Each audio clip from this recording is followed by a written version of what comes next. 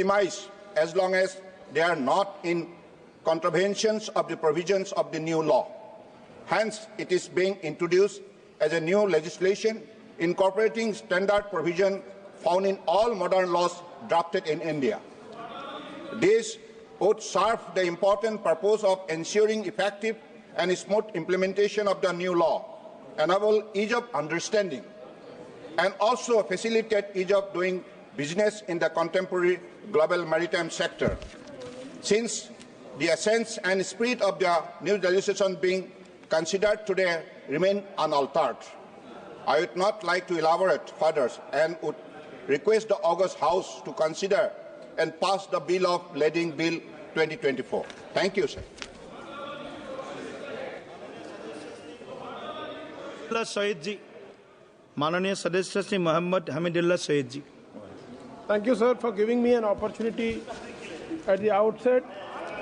I would like to thank my party, the Indian National Congress Party, and my leader of opposition, Shri Rahul Gandhi ji, for providing me an opportunity to express my views and articulate on the Carriage of Goods Bill 2024. I would also like to thank you, sir, for allowing me to speak on this bill.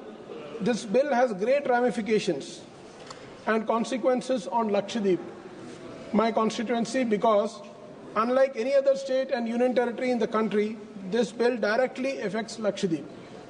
Most of the goods of transportation are done from the mainland. It is imported from the mainland to Lakshadweep, and as far as Calicut Baipur port and Mangalore port are the two major ports from where the goods are transported to Lakshadweep, whether it is public distribution system, essential commodities, essential items, construction items, materials, all of that.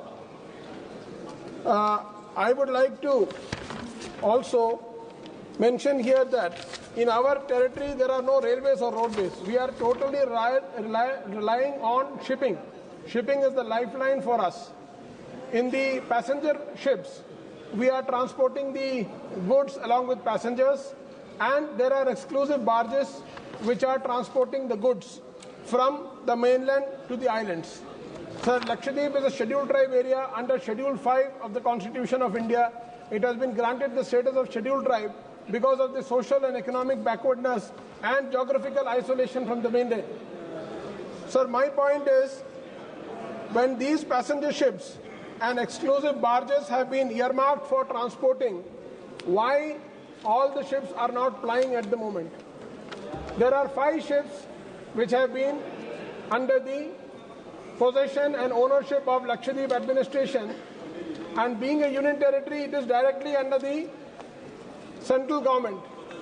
तो मैं माननीय मंत्री जी से जानना चाहता हूं कि मंत्री जी थोड़ा सा आप देश के स्वाभिमान और देश की अस्मिता की बात कर रहे थे। कैलिकट पोर्ट में पिछले 4 साल से कार्गो मूवमेंट बंद करके रखा हुआ है। जब से कोविड हुआ है उसके बाद, कोविड के बाद से अब तक शुरू नहीं किया गया है। तो क्या मैं आपका ध्यान चेयरमैन सर आपके माध्यम से मंत्री जी का आकर्षण करना चाहता हूं, क्योंकि इन्होंने स्वाभिमान और अस्मिता की बात की, तो थोड़ा सा हमारा भी स्वाभिमान और अस्मिता अगर बढ़ा देंगे तो बड़ी कृपा होगी मंत्री जी की। और उसके अलावा सर मैं आपको ये कहना चाहता हूं कि 5 शिप में से अभी सिर्फ 1 शिप चल रहा है, 4 शिप ड्राई डॉक में डाला हुआ है, मेंटेनेंस कर रहे हैं, सर्वे कर रहे हैं, सालों साल पड़ा हुआ है, लोगों को आने जाने में दिक्कत हो रही है।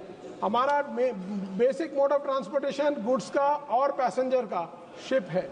तो मैं माननीय मंत्री जी से आपके माध्यम से रिक्वेस्ट करता हूं, दरखास्त करता हूं कि कोचिन शिपयार्ड लिमिटेड जो कि इनके मिनिस्ट्री के अंडर आता है, पहले सारे शिप को शिपिंग कॉर्पोरेशन ऑफ इंडिया को दिया, वो चला नहीं पाए, उन्होंने हाथ खड़े कर दिए, वापस दे दिया।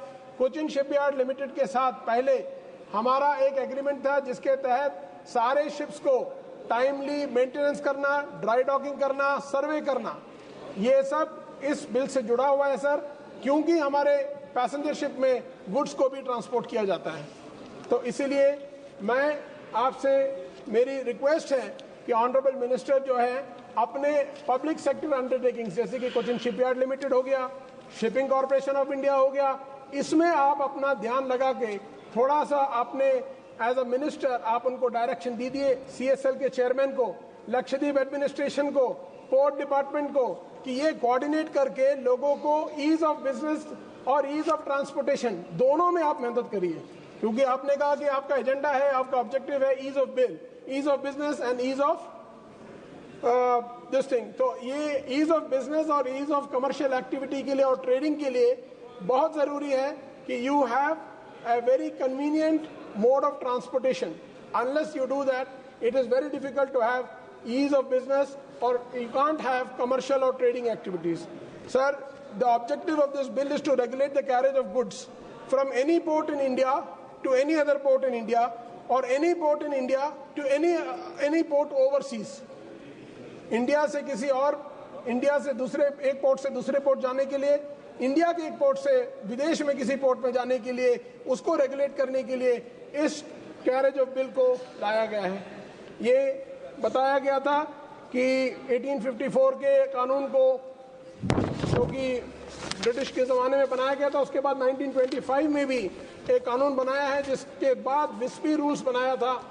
नॉर्वियन जो शिप बिल्डिंग इंडस्ट्री में और कार्गोस और इसके मूवमेंट में जो state of the art work है जिनका, तो उन्होंने इसको किया था। उसमें इंटरनेशनल कन्वेंशंस हैं, जैसे कि contracts, trading contracts, carrier perspectives के माध्यम से, transporters perspective, all of this is regulated, and we follow the international convention, the Hague Convention of 1922, which was amended again in 1978, which was called the Visby Rules and the Hague Rules. It's also called the Hague Rules. So my humble suggestion to the minister and to the honorable minister and to the government through you, sir, is that kindly ensure that to do ease of business, to have commercial and trading activity, you kindly ensure that there is passenger movement and cargo movement and running of the ships important. आप ship को बांध के रखेंगे बिना चलाए, वो भी सरकार के ऊपर, it is like a expense and a expenditure on the government. आप उसको चलाएंगे तो जो क्रू को सैलरी मिल रहा है, जो चलेगा तो और अच्छा है, because you will be able to generate some revenue out of it. You are just tied up these ships, it is not running, so it is making it is basically a white elephant for the government. Therefore, sir, I would request you, through you, that this ease of doing business and commercial and trading activity can only be boosted, and commercial activity can only be motivated by making more of transportational facility to the islanders. And मैं आपसे request करता हूं कि Mangalore port में there was a proposal to have a bigger port, so that port is also coming directly under the minister. This is incidental to this bill, sir. Unless you have a good port, you will not be able to transport goods, and the carriage of goods will be difficult. Bepur port band pada hua hai. I request you to kindly take it up with the Lakshadweep administration and request a proposal from their side to ensure that जो सदियों से चला रहा था उसको बंद कर रखा है, उसको वापस से चालू करें, उसको वापस से शुरू करें, ताकि लोगों को इससे आसानी हो, लोगों की परेशानी दूर हो। इन्हीं शब्दों के साथ सर मैं अपनी बात खत्म करता हूं, और आपने मुझे मौका दिया बोलने का, उसके लिए धन्यवाद। धन्यवाद जी। माननीय सदस्य श्री विभू प्रसाद तराई जी। Thank you, Honorable Speaker, sir, giving me the opportunity to speak in the August House relating to this Leading Bill 2024, which was introduced in the Lok Sabha in August 9, 2024, seeks to replace the Indian Bill of Lading Act 1856. The bill provides a legal framework for issuance of Bill of Lading. To simplify, quote, this is a bill which refers to document issued by a freight carrier to a shipper. The bill contains details such as type, quality, condition, and destination of goods being carried. The Act states that a bill of lading is conclusive evidence of goods on board. It grants of all rights of suit and liabilities regarding the goods by the receiver as per the bill of lading. or any third party to whom the receiver may transfer ownership of goods. The bill retains all provisions under the Act. The bill adds that the central government may issue directions for carrying out the provisions of the bill. Further, this is a legal document issued by a carrier to a shipper detailing the specific of goods being shipped, essentially acting as a proof of shipment and the receipts for the cargo, and is a crucial for international trade in India, where a significant percentage of cargo is shipped overseas. Using this document, however, precise data on the exact percentage of cargo shipments in India solely relying on bills of lading is not readily available. So, the Lading Act 1856, which is going to be amended relating to this bill only to transferring of all rights in respect of the central a contract contained in the bill of lading, along with the property to the consign or endorse of the bill of lading, ensuring that transferred bill of lading in the hands of a bona fide holder to be treated as a conclusive evidence of the goods being laden on board. So, though the substantive aspects of the said Act continue to remain relevant, being a pre-independent statute, it is imperative that the provisions of the said Act require to be revised without changing the substance or spirit of the said Act, so as to bring in line with modern legislation in order to facilitate simplification and ease of understanding. Further, a new provision is proposed to be incorporated in empower the central government to issue directions to carry out the provisions of the proposed legislation. So, in the context of what incident had happened in Odisha, in Paradip port in 2009, one Mongolian vessel, MV Black Rose, carrying a cargo of 20,847 metric tons of iron ore and 920 metric tons of furnace oil, sank near Paradip port, Odisha, under mysterious circumstances. Actually, it was engaged in illegal transportation with false documents. Actually, who was the owner? Till today, it was not known to the government till today. It was happened when Congress was ruling the country. At that time, I was the MP of that constituency, Jagatsinghpur MP constituency. Yes. At that time, when this incident happened, at that time, that government of Congress could not trace out the owner of the ship, and till today, it is under the investigation. That's why this lading bill is required, because we know now our government of India, under the efficient leadership of our beloved Prime Minister Narendra Modi ji and Shipping Minister Sarbanand Sonal ji, actually they have taken so many steps to carry out the business relating to sea. Yes. So, in this context, I would like to mention here that Odisha is enriched with so many minerals, like iron ore, manganese, coal, and so many minerals are there. And our coastline is around 480 kilometers from Ganjam to Baleshwar. So many ports have been established, like Paradip, Gopalpur, and Dhamra ports are there. So it is also the planning of our government of India. It is the planning of our Honorable Shipping Minister and beloved Prime Minister.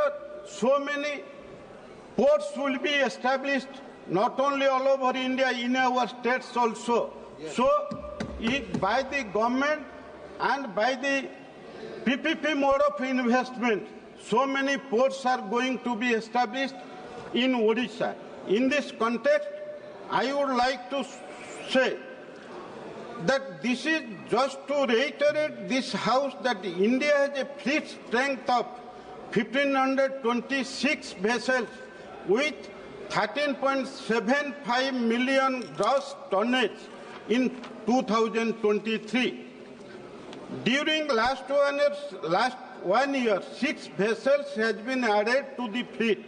Available data points to the fact that approximately 95% of India's total cargo is transported by sea, meaning that vast majority of cargo shipments in India are done via maritime transport. This translates to around 95% of the country's exim merchandise trade by volume being moved by sea.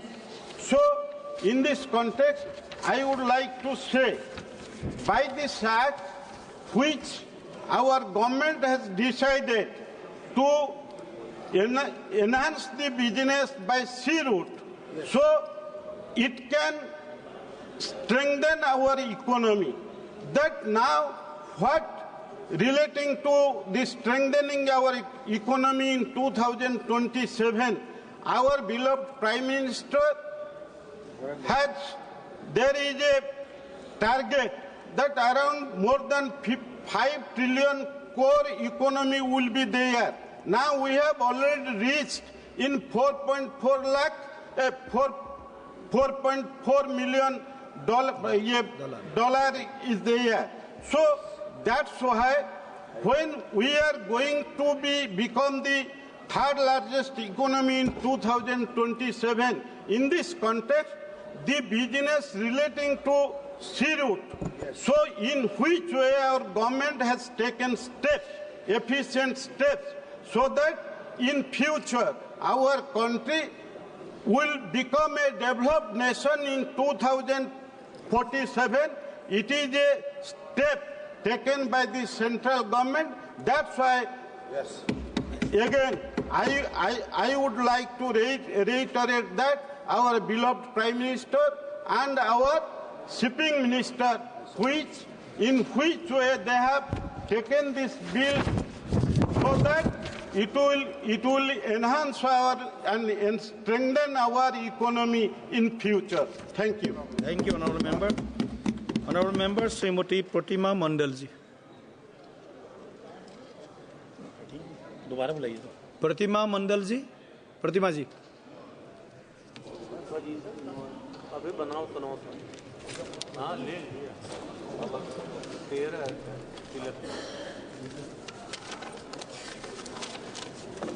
Sir, on behalf of All India Trinamool Congress, I rise to speak on the Bills of Lading Bill 2024.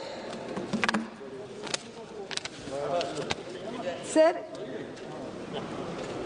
the Ministry of Ports, Shipping and Waterways contains several problematic provisions that could seriously harm the interest of shippers, traders and stakeholders. Instead of improving maritime trade, the bill increases government control, reduces transparency and creates scope for commercial fraud, all in the name of legislative modernization. One of the most alarming provisions of the bill is found in Section 5, which gives the central government ultimate power to issue any direction it feels necessary to implement the Act. This means the entire authority over maritime shipping will now be controlled by the central government, leaving no space for state governments. traders or industry stakeholders to influence policy making in coastal regions. This provision clearly reflects an attempt at centralizing power in the hands of the central government. It also allows the Ministry of Ports, Shipping and Waterways to intervene in any shipping transaction without any valid justification, violating the principle of cooperative federalism and reducing the autonomy of shipping business and traders. Another extremely dangerous provision is found in Section 4(1), which legalizes commercial fraud. According to this provision, even if the goods have not actually been shipped, a fake bill of lading can still be considered valid proof of shipment. Such a provision would also open doors for smuggling, black market trading, and international money laundering. Small traders, especially exporters, would be highly vulnerable as they could easily be defrauded without any legal remedy. This provision also significantly damages India's trade credibility, as international companies may refuse to conduct business with India due to the increased risks of fraudulent transactions.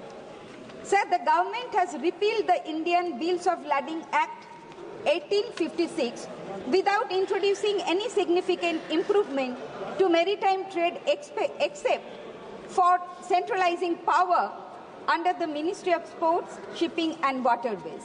This is merely a policy to introduce unchecked government power over maritime commerce. Another extremely unfair provision appears in Section 2 of the bill, which states that all legal and financial liability for any dispute or contract breach will automatically fall on the consignee. That means the person receiving the goods.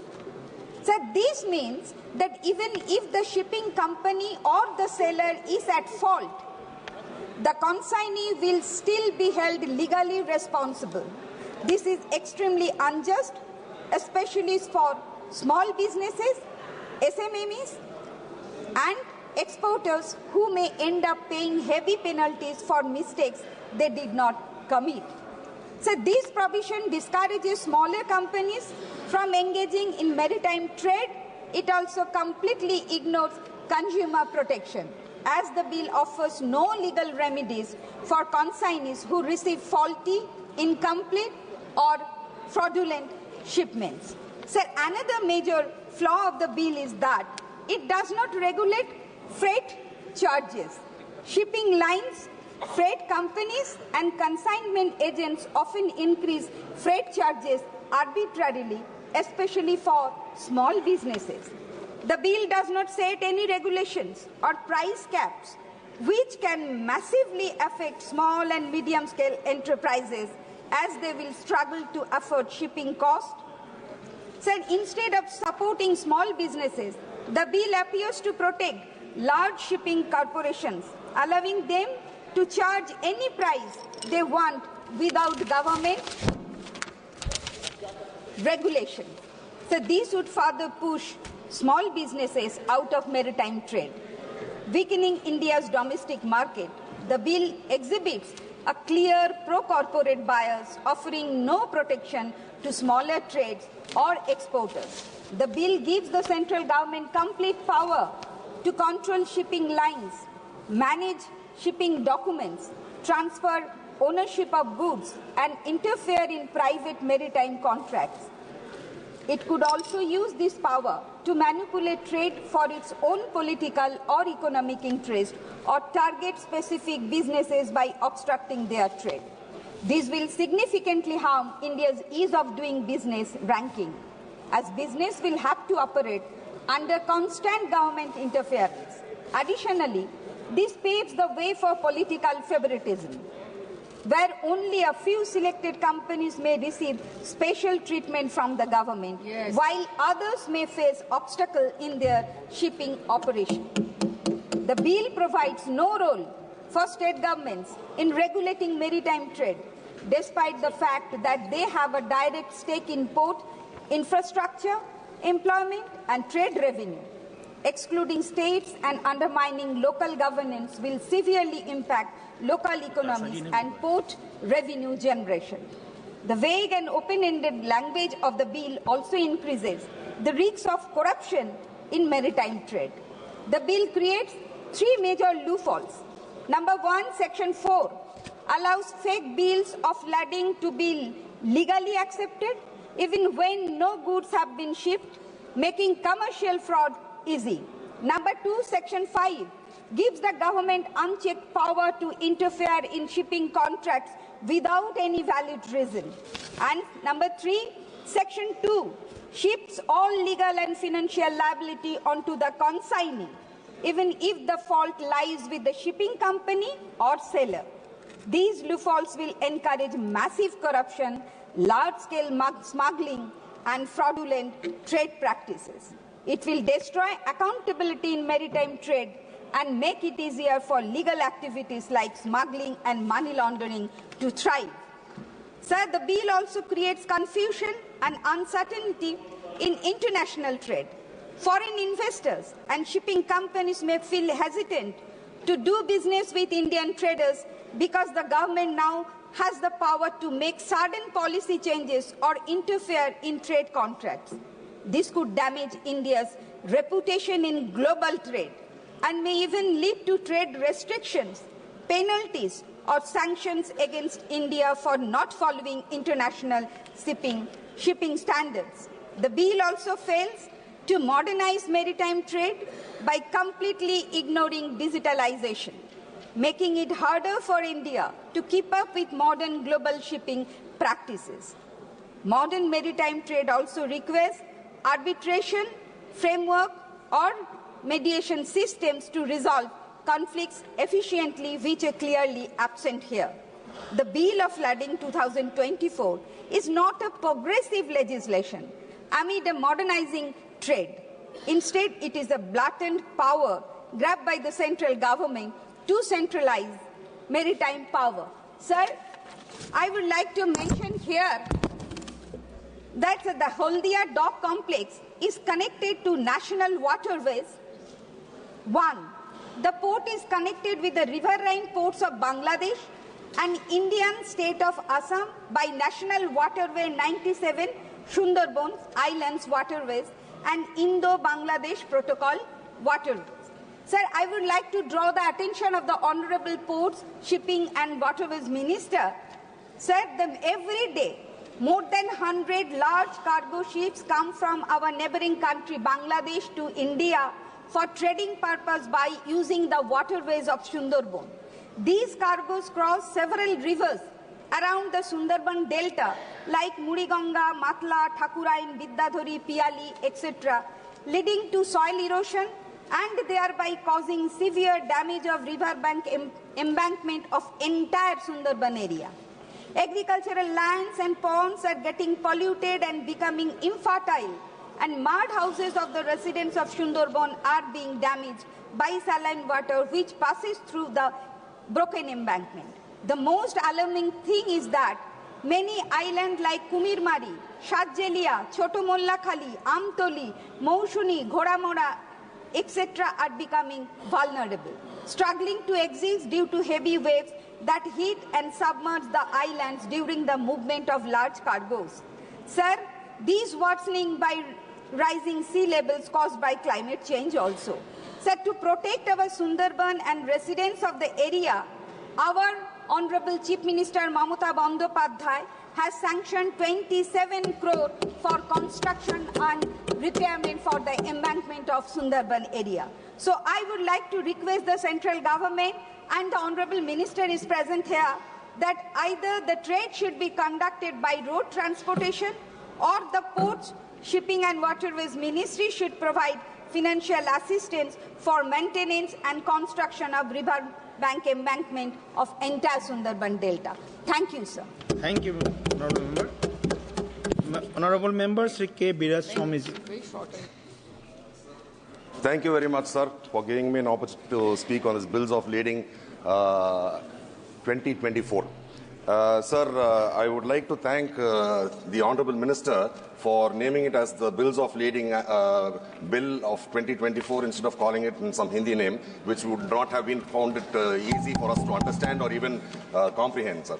Sir, I was also trying to check the dictionary for English words, and I was actually surprised for several words like computer, mouse, and all those things. The actual translation in Hindi is only transliteration, sir. They call that as a computer and a mouse as a mouse. Probably for the bills of lading, there probably is not an appropriate word in Hindi. I do not know. Maybe they can explain when they give a reply about this, sir. Hindi hai, Bahan Patra. Okay. Okay, sir. So I should then thank the minister doubly that they have not changed the name from English to some other language, either Sanskrit or Hindi, sir. Sir, I would like to say that maritime trade is not something new, sir. Maritime trade has been here in India for several centuries, and especially in Tamil Nadu. You have to remember that the Cholas were one of the tallest kingdoms at a point of time, sir. It is very underscored in Indian history, sir. We talk so much about the kingdoms in the north, about the Chalukyas and all those dynasties. But the Chola dynasty is one of the largest because they were one of the biggest maritime routes, sir. When China was having the Silk Route, we had probably something like a sea route which was connecting Tamil Nadu to several parts of the northeast and even up to places like Greece and Persia, sir. So we have had evidences, archaeological evidences, which show that these Cholas were doing trade where Indian artifacts have been found in those countries, and their artifacts have been found in Tamil Nadu, sir. Sir, I would also like to mention at this point, Tamil Nadu has broken the historical record where everybody used to say that the Iron Age was only about 1200 BC. But recently there has been a find in Tamil Nadu in one of your archaeological sites where they have dated back the Iron Age to 5450 years ago, sir. It's about 3450 BC. So, and our Chief Minister had announced this, and it is sad that the Union government, neither the Prime Minister nor any of the ministers are even acknowledging this, sir. I'm sure that had this happened in Gujarat, everybody would have been very proudly talking about it, speaking about it, and all those things. So I hope that somebody over there responds and acknowledges that the Iron Age has been rewritten in history from Tamil Nadu, sir, because Tamil Nadu is also a part of India. Kindly consider that Tamil Nadu is a part of India and do not look at us as we are outside of India. The reason why I say that is, whenever a fisherman from any other state, like for Gujarat or anywhere, if he gets into a distress, he is called as an Indian fisherman. But the moment there is a person from Tamil Nadu who is a fisherman having a problem in the Sri Lankan waters, they immediately say it's a Tamil fisherman. They don't call it as an Indian fisherman. So I hope this government would look at Tamil Nadu people also as part of this country and extend the same benefits, sir. Yes. Sir, coming to the bill, sir, apart from historical sites, even during the British period, we had one famous person, sir, Vau Chidambaram, who bought 2 ships, and he was flying it from Tamil Nadu and Sri Lanka, sir. In spite of the British oppression, they were trying to oppress his business. They were trying to, finally they imprisoned him, they tortured him, and then he died as a poor man. But he was the one who actually started off the Indian maritime trade, even during the British era, sir. And commemorating his efforts and his laudable work which has been done, we have named one of our ports in Tamil Nadu as VOC Port, sir, Vau Chidambaram Port in Thoothukudi, sir. That is the constituency of our parliamentary floor leaders' constituency, sir. So I hope that the government also does enough so that for the improvement of the ports over there and all other ports in Tamil Nadu also, sir. Sir, even during the earlier period, in Tamil Nadu, we have one song being sung, sir. Velli pani malai meedu lavuvom, adi melai kadal muzhudum kappal viduvom. This was sung several years back, sir, which talks about we will walk in the silver-clad snow mountains, and we'll also go maritiming into the far out seas. So this is the extent to which the Tamil people have scaled great heights, sir. Sir, coming to the bill, this bill is actually talking about the responsibility of any goods to ensure that the safety of the goods and the economic consideration of the people is taken care of. So there is a person who is going to be sending a product, goods, and it is being shipped where the carrier is responsible for it, and on the receiving end, the person who is finally going to get that. So all these people's interests have to be taken into account. So for this, they have something called as a bill of lading, sir. And this bill of lading is something which is a physical format, sir. Sir, I'm surprised because this government talks so much about advanced India, shining India, and electronic India, and all these things. But this is a process where several countries have started using something called as an electronic bill of lading, sir. You don't need to have a physical copy.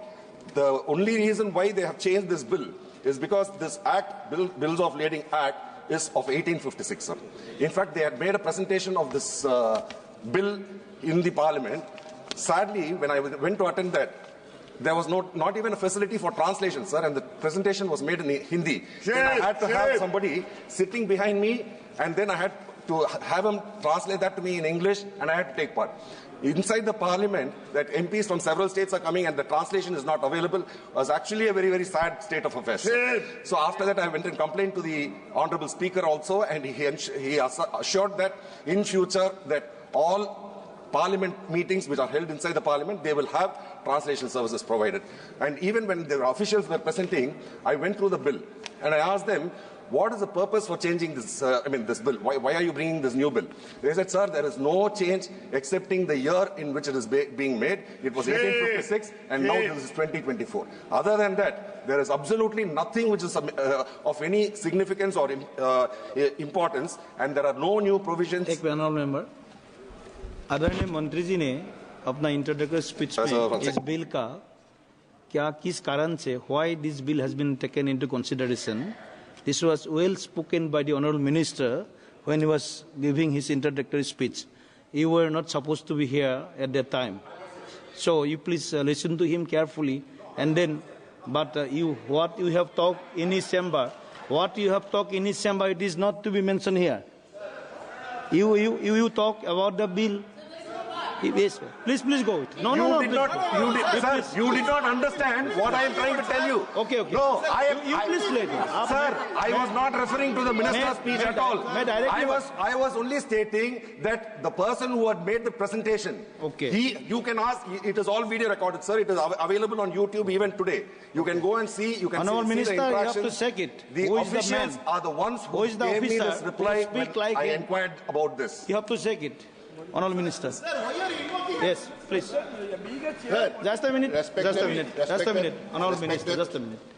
Respected Sir, actually in this regard, whatever presentation was made, it was all being done by our senior officials, and all the queries, whatever Honourable Member of Parliament raised, it was effectively addressed.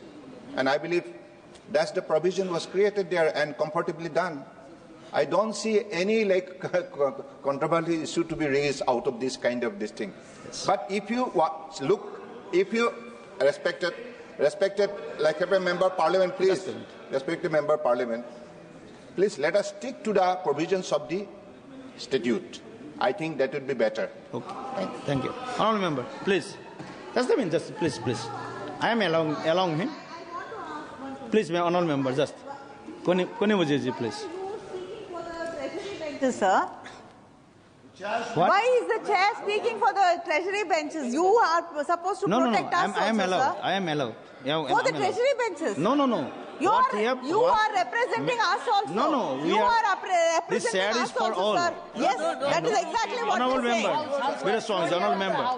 Custodian of the... Sir, yes, I know. Sir, I will clarify the misunderstanding. Okay. No, sir. Sanjay, sit down, Sanjay. Sir, you had assumed that I was not here when the minister made his presentation. I would like to correct that I was here when the minister had made his presentation. But you did not understand what I was trying to say. What I was trying to say was that during the meeting over there, the officials, they told us that there is no change in the provisions or any of the content other than the year in which it is being done. So I asked them, is it because it was during the colonial period that this bill was brought, that this act was brought, that they are changing it, and they just laughed. So I'm just wanting to highlight. I truly understand what you have saying.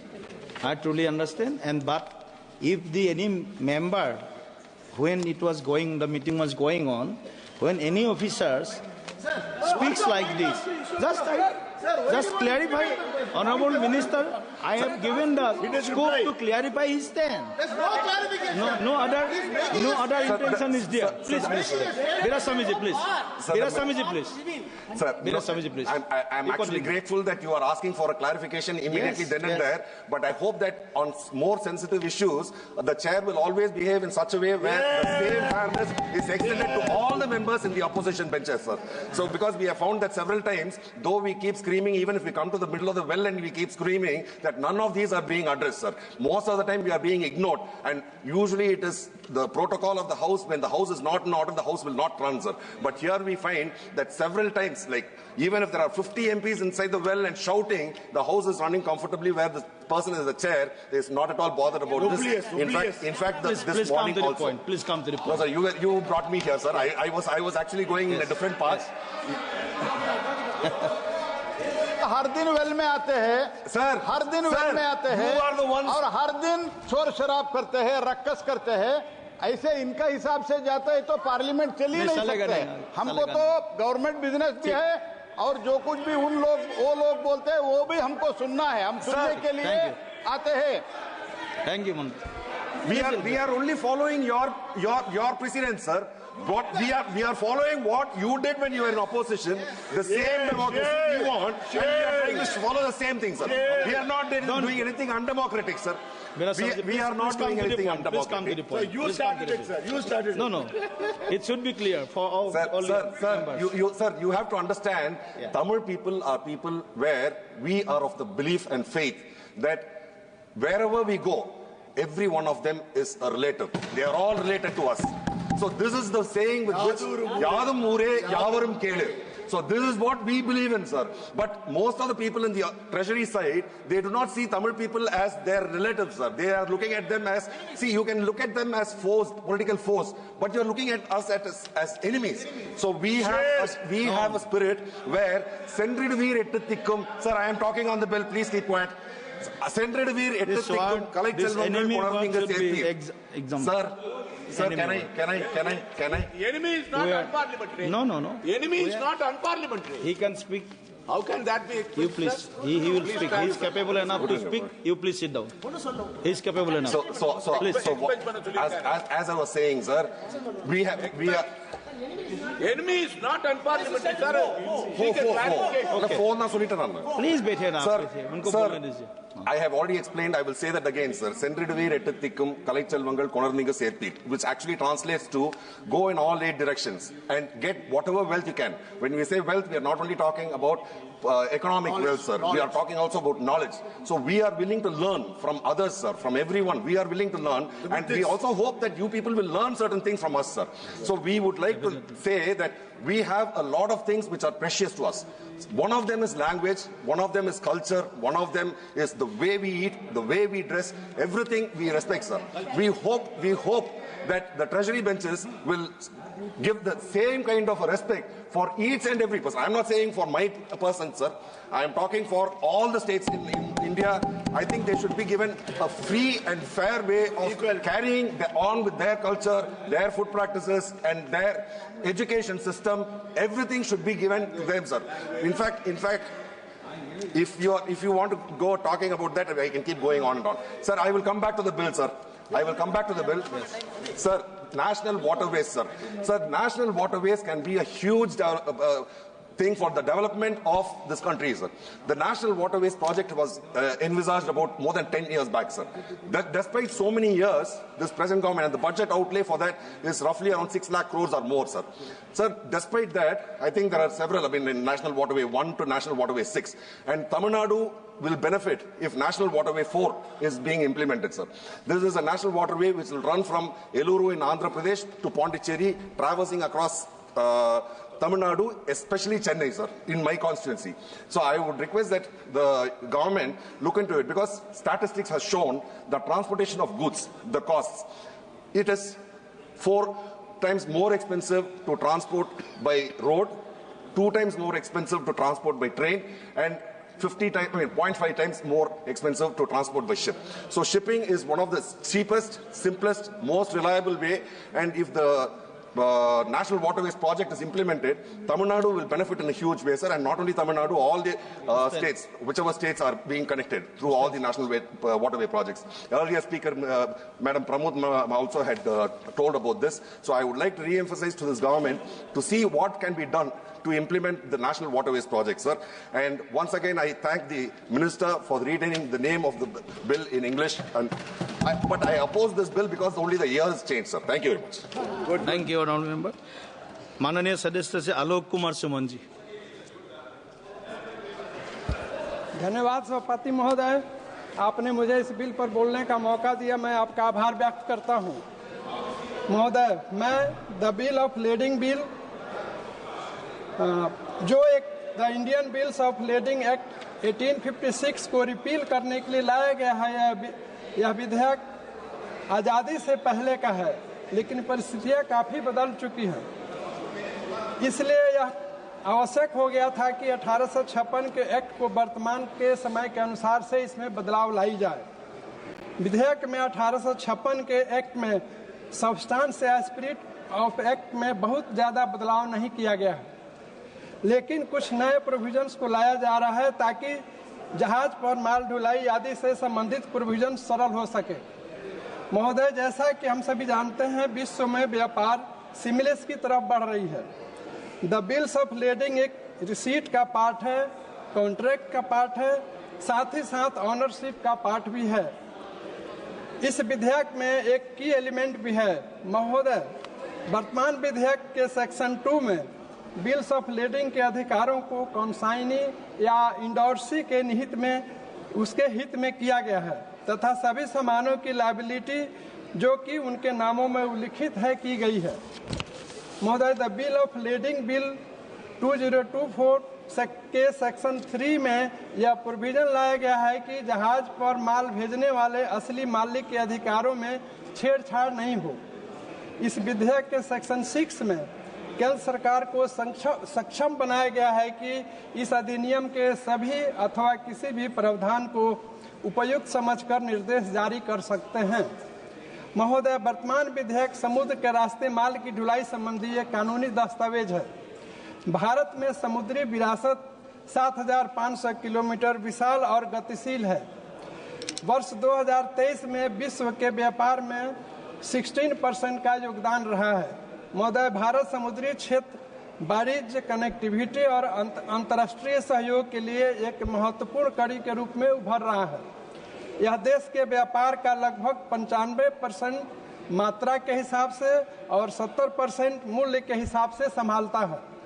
वर्तमान विधेयक के पास होने से यह स्वीकृति मिलेगी कि माल किसी विशेष जलयान से निर्दिष्ट गंतव्य तक सुरक्षित भेज दिया गया है तथा सही सलामत पोत मालिक की कस्टडी में आ गया है। महोदय, मैं इस महत्वपूर्ण विधेयक पर अपनी बात रखते हुए माननीय मंत्री जी पोर्ट्स, शिपिंग और वाटरवेज का ध्यान अपने नारायणी रिवर फ्रंट की ओर आकृष्ट करना चाहता हूं, जो मेरे संसदीय क्षेत्र गोपालगंज में है। विगत वर्षों में मंत्रालय ने 6.62 करोड़ रुपए इसके लिए आवंटन करने के बाद काम भी शुरू किया गया था तथा 2 घाटों को बनाया भी गया था। गंडक नदी या नारायणी नदी को नेशनल वाटरवेज 37 घोषित किया गया था, जो भैंसा लोटन बराज से गंगा नदी हाजीपुर में नेशनल वाटरवेज 3 में मिलाने की है। सरकार के स्टडी रिपोर्ट में भी यह जल मार्ग विकास के लिए उपयुक्त पाया गया है तथा शिपिंग और नेविगेशन इसके माध्यम से किया जा सकता है। महोदय, सदन के माध्यम से मैं माननीय मंत्री जी से आग्रह करता हूं कि नारायणी रिवर फ्रंट के जल मार्ग 37 को विकसित करके पोटेंशियल कार्गो का परिचालन शुरू किया जाए ताकि मेरे संसदीय क्षेत्र गोपालगंज भी जल मार्ग से व्यापार कर सके। महोदय, मैं इन्हीं शब्दों के साथ अपनी इस बिल पर अपनी बात रखते हुए बिल का समर्थन करते हुए अपनी बात समाप्त करता हूँ। धन्यवाद सभापति महोदय। धन्यवाद माननीय सदस्य। Honourable member Shri M Shri Bharat ji. Thank you, sir.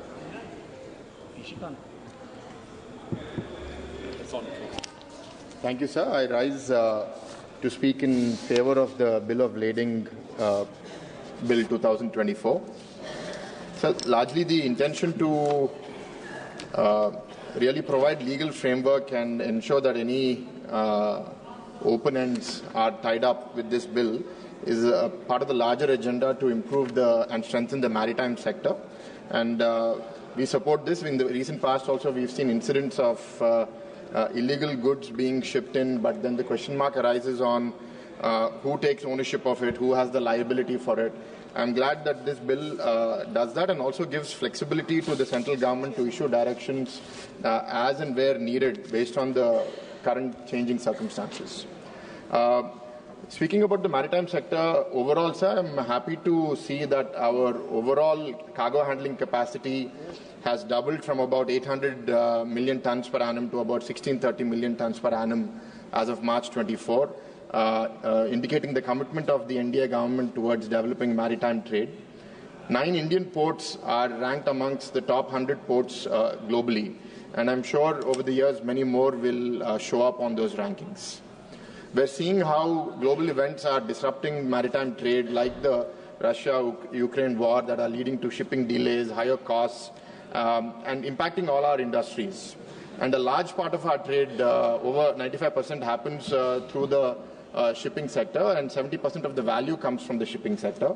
So, sir, there are many things that we need to do to ensure that we remain competitive and increasingly compete with the global